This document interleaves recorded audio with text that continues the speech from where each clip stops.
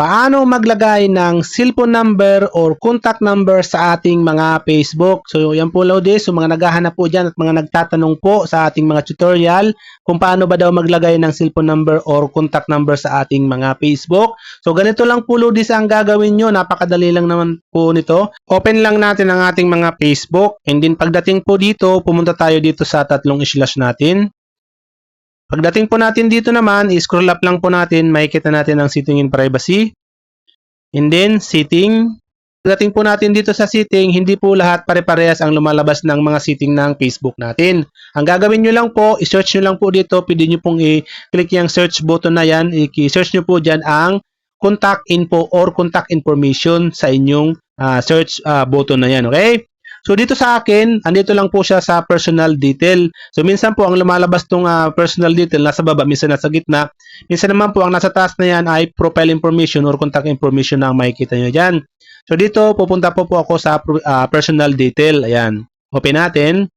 And then mapupunta tayo dito sa account center. Pupunta po ako dito sa personal detail. Dito minsan ang iba ay ang nakakalagay dito ay personal information. Ayan. Click natin.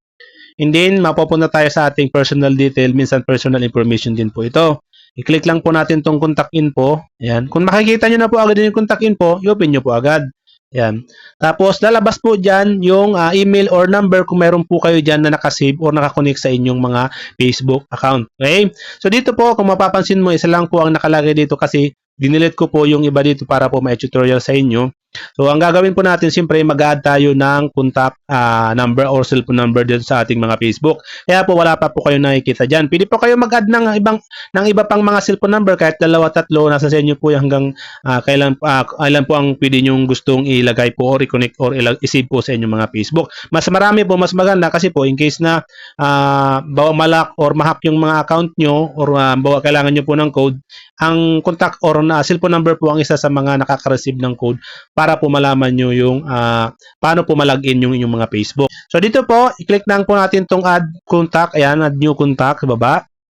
And then lalabas po dito, mamimili tayo kung ano po ang i-add natin, email or number. Siyempre, dito po tayo sa number. So dito po, lalabas to. Kung kayo po magagamit ng ibang number, halimbawa international, ibang number, hindi po Philippines, i-click mo po yung change na yan and then piliin mo po yung country code or country ng SIM card na gagamitin nyo po. So dito, kung okay naman po yan or okay na po yan, napalitan nyo na, ang gagawin nyo po, i-enter nyo po dito ang yung mobile number dyan.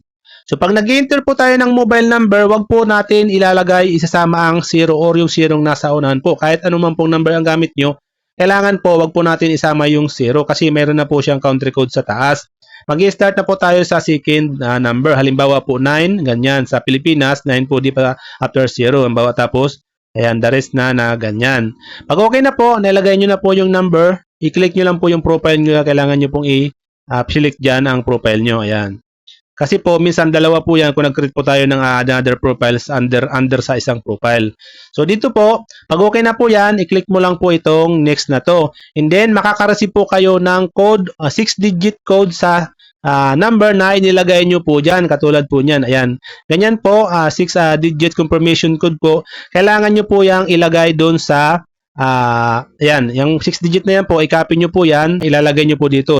Tapos po, pag nailagay mo na yung code, 6 po yan. Ayan, katulad ng ganyan. Ang gagawin mo, i-click mo po itong next na ito. And then, kung mapapansin nyo po, you have added your new number to the account selected. Ayan po. Ibig sabihin po ganyan, ibig sabihin po ay naka-add na po kayo ng number sa inyong account. So, mag-back na lang po kayo. I-click nyo itong close. And then, makikita nyo po dito sa contact information, andyan na po yung nilagay nyong number. So, ganun lang po, Lods, kadali maglagay ng number sa ating mga Facebook account. So, napakadali lang po, Lods. So, sana po may naitulong sa inyo. Kung may katanungan ka po, Lods, i-comment mo sa comment section ng video na to at sagutin po natin yan sa abot ng ating makakaya, Lods. Hanggang sa muli, much love, God bless.